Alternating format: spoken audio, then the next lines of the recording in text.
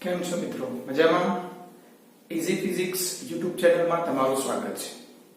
આપણે જોઈ રહ્યા છીએ બેઝિક મેથ્સ ફોર ફિઝિક્સ, એટલે કે ફિઝિક્સની અંદર પાયાનું ગણિત જે ઉપયોગી છે એની આપણે ચર્ચા કરી રહ્યા છીએ.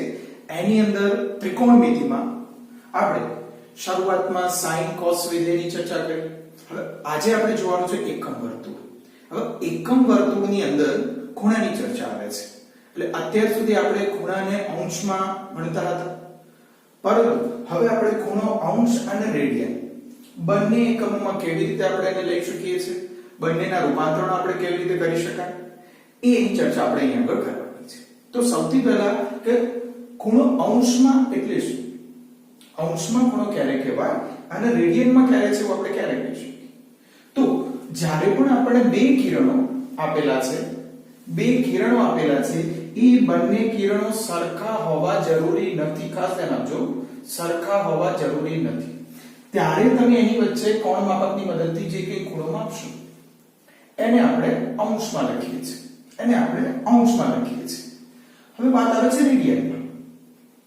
તો બે સરખી ત્રિજ્યા અથવા તો બે સરખા કિરણો, તો બે સરખી ત્રિજ્યાઓ લઈ આપણે એક વર્તુળ દોરીએ અને એ વર્તુળની ચાપ દ્વારા એના કેન્દ્ર પાસે જે ખૂણો બનશે, એટલે આ બે ત્રિજ્યાઓ થશે, આ વર્તુળની ચાપ થશે, તો આ ચાપ દ્વારા બે ત્રિજ્યાઓ વચ્ચે કેન્દ્ર પાસે જે ખૂણો બને છે એને આપણે રેડિયનમાં કહીશું. હવે એક રેડિયન એટલે શું, આપણને આવો પ્રશ્ન થાય, બરાબર છે? એક રેડિયન કોને કહી શકીએ આપણે? તો અહીં આગળ પહેલા આપણે વ્યાપક વ્યાખ્યા જોઈ લઈએ રેડિયનની.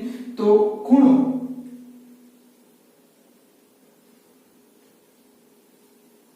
રેડિયનમાં બરાબર આપણે લખી શકીએ ચાપ. અહીં આગળ ચાપ એ બી આપેલી છે તો એ બી લખીશું, ભાગાકારમાં ત્રિજ્યા r. તો કોઈ પણ વર્તુળની ચાપ અને એની ત્રિજ્યાનો ગુણોત્તર એને આપણે રેડિયનમાં ખૂણા તરીકે ઓળખીશું, બરાબર છે? હવે એક રેડિયન એટલે કેટલા? તો અહીં આગળ જેટલું માપ છે એટલું જ માપ નીચે ત્રિજ્યાનું આવે. ઉપર અને નીચે અંશ અને છેદ જો એક જ સરખા હશે તો બંનેનું મૂલ્ય 1 થઈ જશે. તો એ વખતનો જે ખૂણો છે એને આપણે 1 રેડિયન કહીશું, બરાબર છે? તો આપણે લખી શકીએ કે ત્રિજ્યા જેટલી ચાપ વડે કેન્દ્ર પાસે બનતા ખૂણાને 1 રેડિયન, આપણે એને r a d વડે દર્શાવીશું, 1 રેડિયન કહે છે. તો આ રેડિયનમાં છે.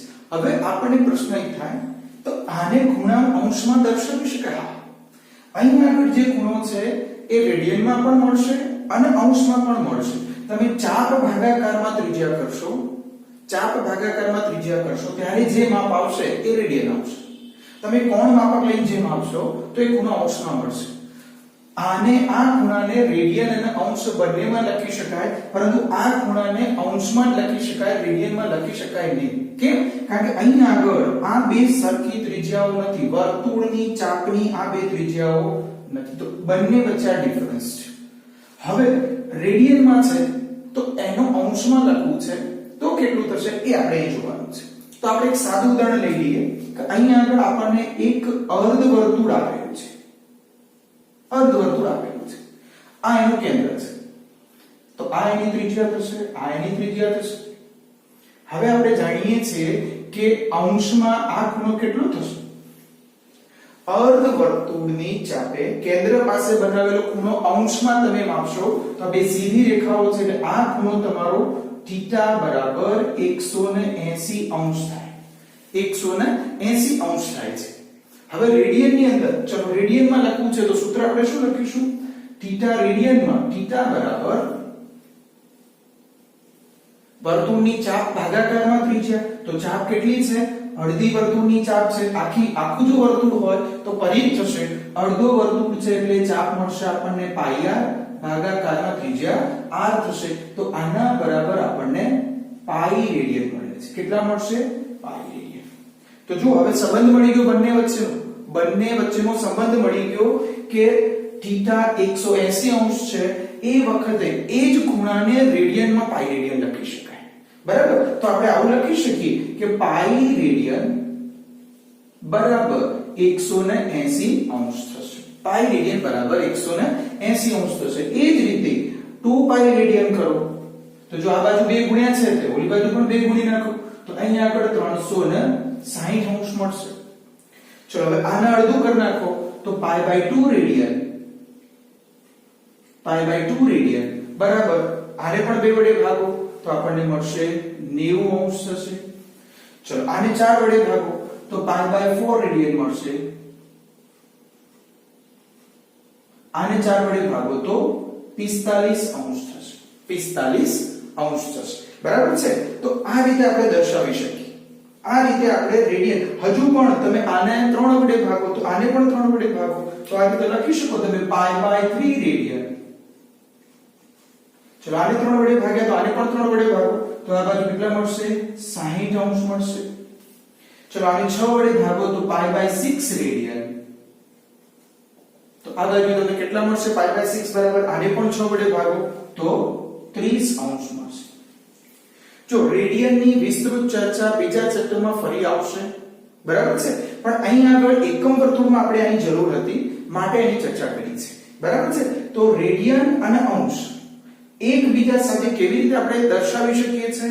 પાઈ રેડિયન બરાબર 180 અંશ લખી શકાય છે. તો એની ચર્ચા આપણે અહીં આગળ કરી છે. બરાબર? તો આ બરાબર નોટમાં ઉતારી લો અને યાદ રાખવાનું છે કે જેથી આપણને એકમ વર્તુળમાં તકલીફ ના પડે. હવે આપણે ચર્ચા કરવાની છે ખૂબ જ અગત્યનો ટોપિક છે એકમ વર્તુળ, જે 11 સાયન્સ મેથ્સમાં પણ આવશે અને ફિઝિક્સમાં પણ આના સૂત્રો આના રૂપાંતરણો ખૂબ જ અગત્યના છે. તો આપણે ચર્ચા કરી રહ્યા છે એકમ વર્તુળ. એની અંદર આજે આપણે જોવાનું છે ઓલ એસટીસી નો નિયમ. હવે પહેલું તો એકમ વર્તુળ એટલે શું? એકમ વર્તુળ એટલે શું? તો અહીં આગળ આપણે એક વર્તુળ દોર્યું છે જેની ત્રિજ્યા 1 એકમ છે. 1 એકમ ત્રિજ્યા લઈ અને વર્તુળ દોરવામાં આવે. હવે આ વર્તુળના કેન્દ્ર ઉપર આપણે યામાક્ષુના ઉગમ બિંદુને બેસાડી દઈએ છીએ. તો આ y અક્ષ થશે, આ x અક્ષ થશે.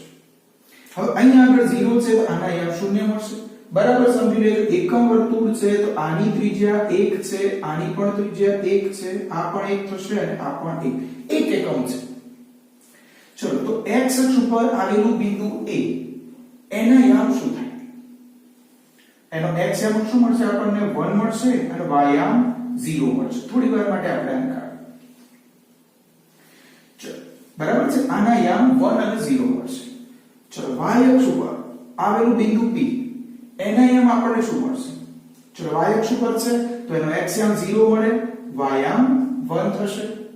એ જ રીતે ઋણ x અક્ષ ઉપર છે માટે અહીં આગળ બિંદુ C લેવામાં આવે તો એના યામ એનો x યામ શું મળશે? -1 થશે અને x અક્ષ ઉપર છે માટે y યામ 0 થશે. એ જ રીતે બિંદુ D લેવામાં આવે તો એ ઋણ y અક્ષ ઉપર છે અને ઋણ y અક્ષ ઉપર છે માટે x યામ 0 થશે અને y યામ -1 થશે. તો આ આપણે દર્શાવી દીધું. બરાબર છે? હવે અહીં આગળ ખૂણો આગળ આપણે ચર્ચા કરી ગયા અંશ અને રેડિયન બંનેમાં. બરાબર છે? એ તમે આગળ સમજી લીધું. તો હવે આપણે જોઈ શકીએ છીએ કે એ બિંદુ x અક્ષ સાથે કેટલો ખૂણો બનાવે છે?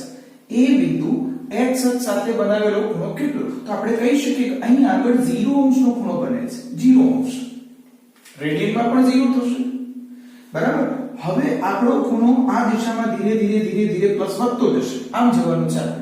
એન્ટી ક્લોકવાઇઝ ડાયરેક્શનમાં ખૂણો વધતો જાય છે ધન. ક્લોકવાઇઝ ડાયરેક્શનમાં જશો તો ખૂણો તમને ઋણ મળશે.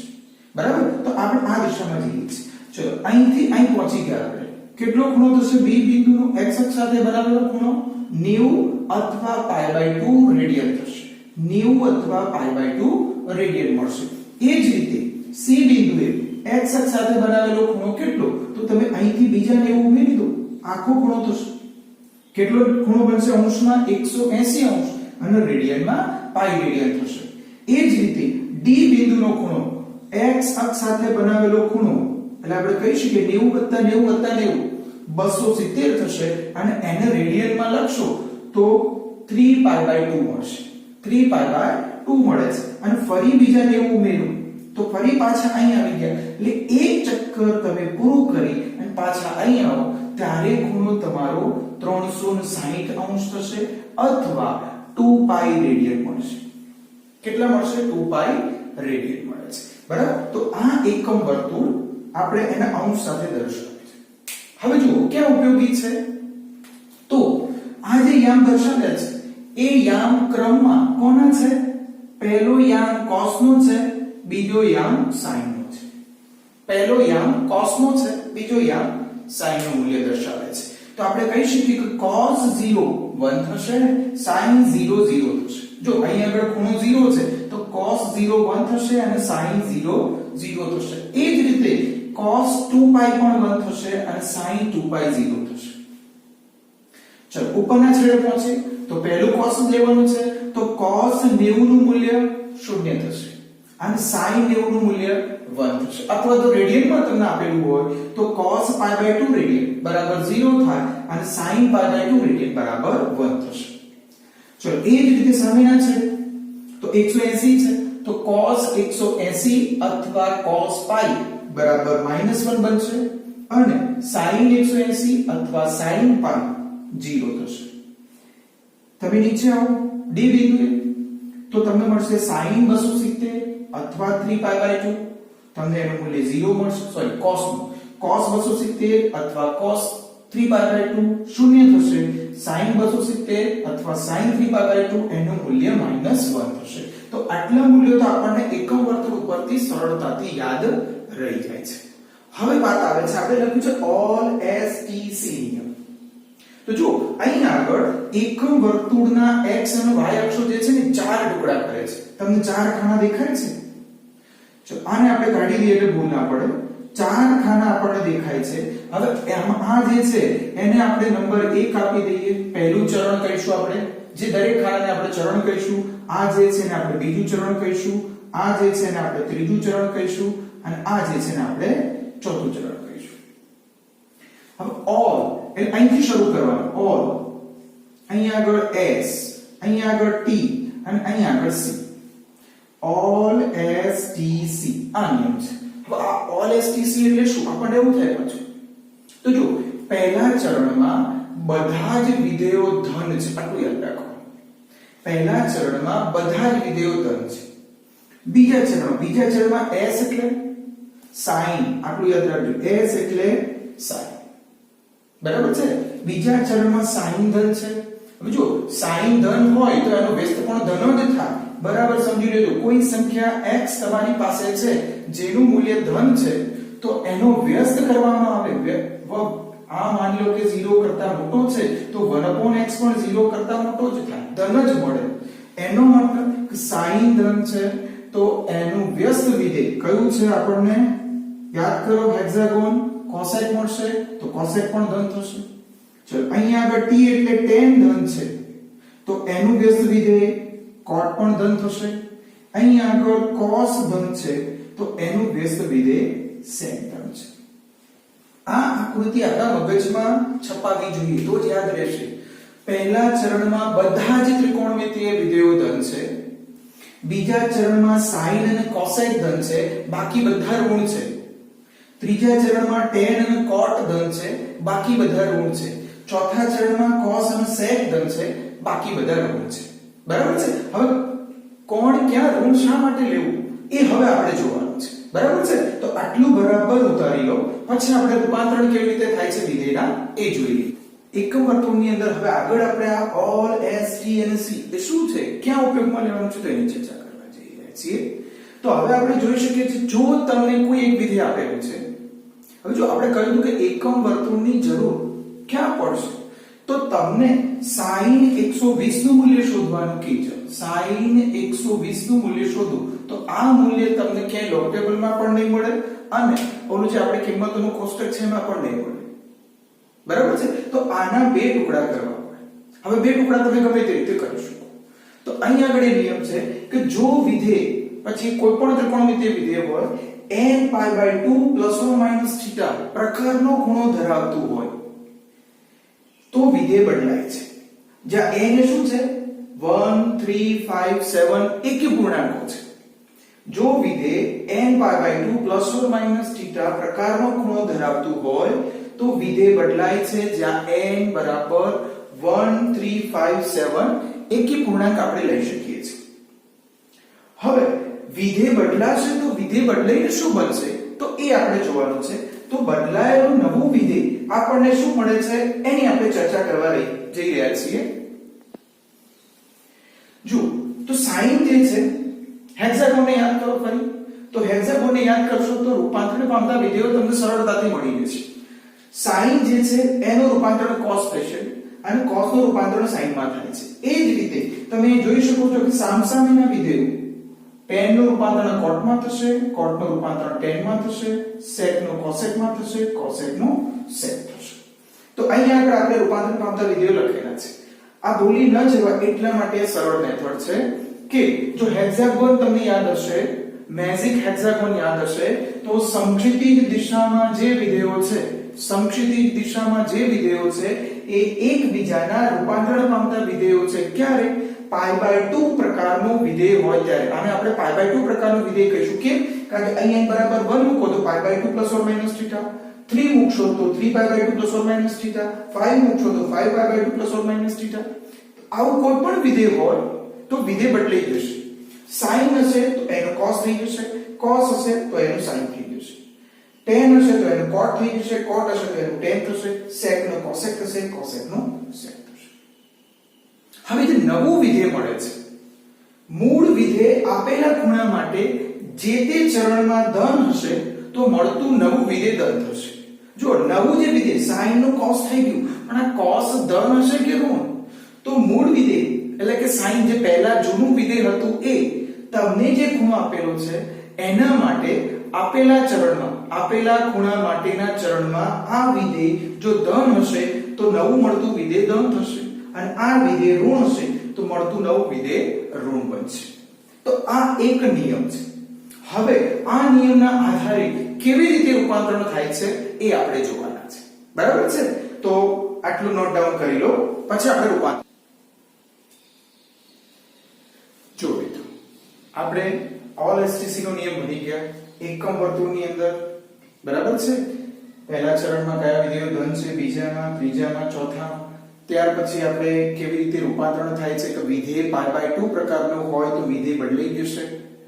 એ નવા વિધેયનું ચિહ્ન ધન હશે કે ઋણ તો એનો આધાર મૂળ વિધેય આપેલા ખૂણા માટે કયા ચરણમાં આવે છે એ ચરણમાં મૂળ વિધેય ધન હશે તો નવું મળતું વિધેય ધન થશે, મૂળ વિધેય ઋણ હશે તો મળતું નવું વિધેય ઋણ થશે. એના આધારે આપણે કેટલાક રૂપાંતરણો જોવાના છે.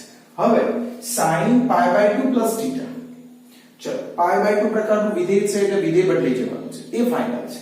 તો sin નું શું બનતું હતું? cos θ.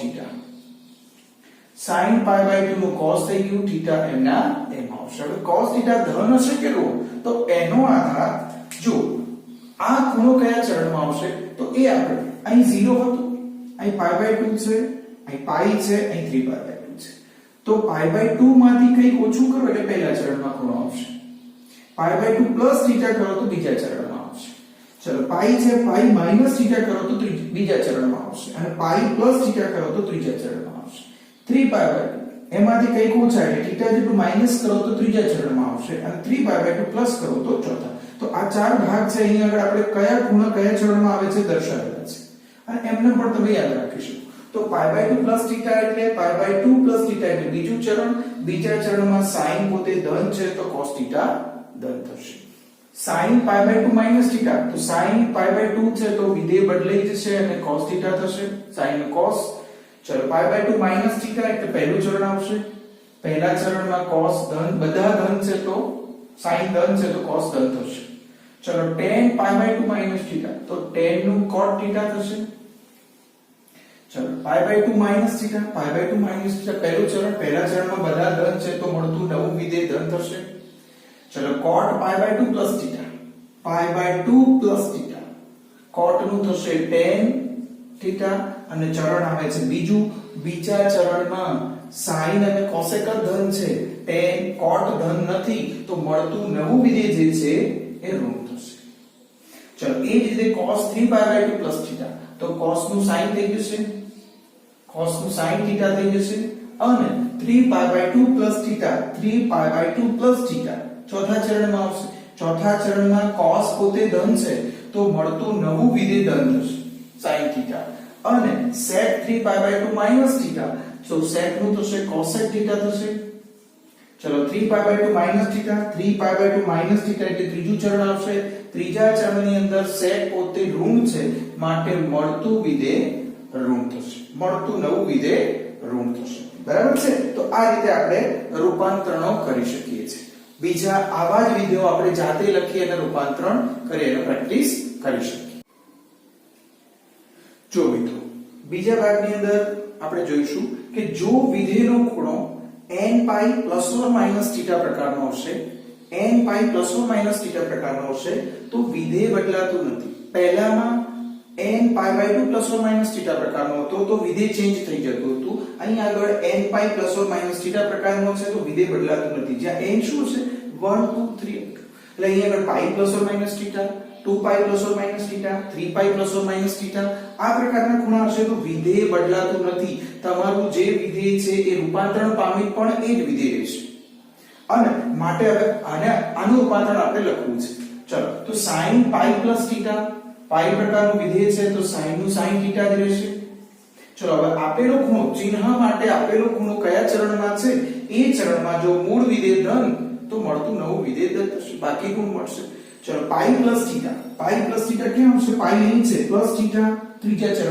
ચરણમાં tan અને cot ધન છે આ તો ધન નથી બરાબર છે તો આપણને મળતું નવું વિધેય ઋણ થશે ચલો cos π માઈનસ θ એટલે cos θ થશે ચલો પાઈ માઈનસ θ એટલે પહેલું ચરણ પહેલા ચરણમાં sin અને cosec ધન છે cos પોતે ઋણ છે તો મળતું નવું વિધેય ઋણ થશે ચલો cot 2π માઈનસ θ તો cot નું cot θ થશે 2π માઈનસ θ ચલો 2π અહીં આવશે 360 અને 2π માઈનસ θ એટલે ચોથું ચરણ ચોથા ચરણમાં cot પોતે ઋણ છે તો માઈનસ આવશે ચલો tan π પ્લસ θ તો tan નું tan જ લખીશું આપણે tan θ અને પાઈ પ્લસ θ એટલે કયા ચરણ આવશે ત્રીજું ચરણ ત્રીજા ચરણમાં tan પોતે ધન છે તો મળતું નવું વિધેય ધન થશે ચલો sec 2π તો sec નું sec θ થશે 2π પ્લસ θ 2π પ્લસ θ એટલે પહેલા ચરણમાં તો બધા ધન છે તો મળતું વિધેય ધન મળશે અને cosec π માઈનસ θ તો cosec π માઈનસ θ ની અંદર એનું એ જ વિધેય રહેશે cosec θ અને π માઈનસ θ એટલે π તમારો કે અહીં π આવશે પાઈ માઈનસ θ એટલે બીજું ચરણ બીજા ચરણમાં cosec પોતે ધન છે તો મળતું નવું વિધેય ધન થશે તો આ રીતે આપણે રૂપાંતરણો કરી શકીએ જો મિત્રો હવે આપણને એમ થાય આ સારું એકમ વર્તુળ ભણી ગયા ઓલ એસટીસી નો નિયમ ભણી ગયા π/2 પ્રકારનું વિધેય હોય તો વિધેય રૂપાંતરણ પામે કયા ચરણમાં એનું ધન મૂલ્ય આવશે ઋણ મૂલ્ય આવશે પાઈ પ્રકારનું વિધેય હોય તો વિધેય રૂપાંતરણ ન પામે પણ આનો ઉપયોગ ક્યાં કરવાનો તો ક્યાં ઉપયોગ આવશે તો જ્યારે પણ તમને sin 120 નું મૂલ્ય શોધવાનું કહેશે અથવા sin 135 નું મૂલ્ય શોધવાનું કે તો આ બે મૂલ્યો તમને લોગ ટેબલમાં પણ નહીં મળે અને કોષ્ટકમાં પણ નહીં મળે તો હવે આ જે ખૂણો છે એના આપણે એવા બે ભાગ પાડવાના છે કે જેથી આપણે એને કોષ્ટકના મૂલ્યો ફેરવી શકીએ તો જો કેવી રીતે ભાગ પડશે તો sin નો કોઈ વિદ્યાર્થી sin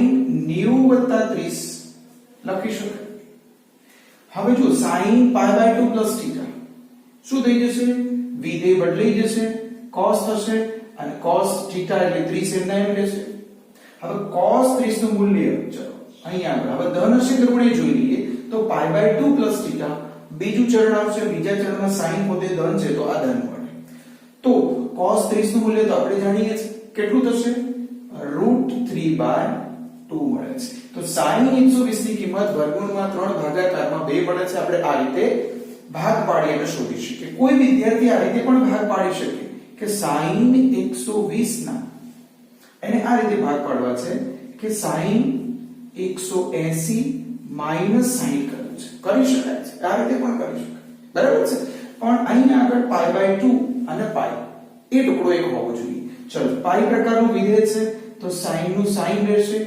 60° થઈ જશે ચલો પાઈ માઈનસ થીટા એટલે ફરી બીજું ચરણ આવશે બીજા ચરણમાં ધન છે તો sin ધન જ રહેશે અને sin 60 ની કિંમત √3/2 મળશે આ જ રીતે બીજું એક આપણે વિધેય જોઈ શકીએ કે sin 135 છે તો એના ભાગ આપણે sin કેટલા પાડી શકીએ 90 + 45 આપણે ટુકડા કરી શકીએ.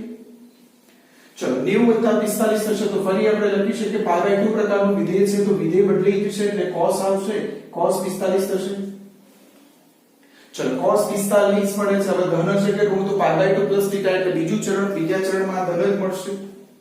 હવે ધન મળે છે તો cos 45 નું મૂલ્ય આપણે લખી નાખવાનું 1/√2 તો sin 135 ની કિંમત 1/√2 મળે છે બરાબર. તો આ રીતે આપણે એની ગણતરી કરી શકીએ. તો કોઈ પણ ખૂણો આપેલો હોય કે જેનું મૂલ્ય આપણે લોગ ટેબલમાં નથી શોધી શકતા તો આ રીતે એના ભાગ કરી 90 + θ અથવા તો 180 + θ ± θ કરી અને આપણે એને એવા મૂલ્યમાં ફેરવી શકીએ છીએ જેનું મૂલ્ય કાં તો આપણે લોગ ટેબલમાં જોઈ શકીએ કાં તો પછી આપણે કોષ્ટક ઉપરથી મેળવી શકીએ છીએ બરાબર છે. તો આ રીતે સરળતાથી આપણે ખૂણાના મૂલ્યો મેળવી શકીએ છીએ. તો આ જ રીતે ઈઝી ફિઝિક્સ ની અંદર ગણિતના પાયાના જે સૂત્રો છે એ જાણવા અને શીખવા માટે આ ચેનલને સબસ્ક્રાઇબ કરો, લાઈક કરો અને શેર કરો.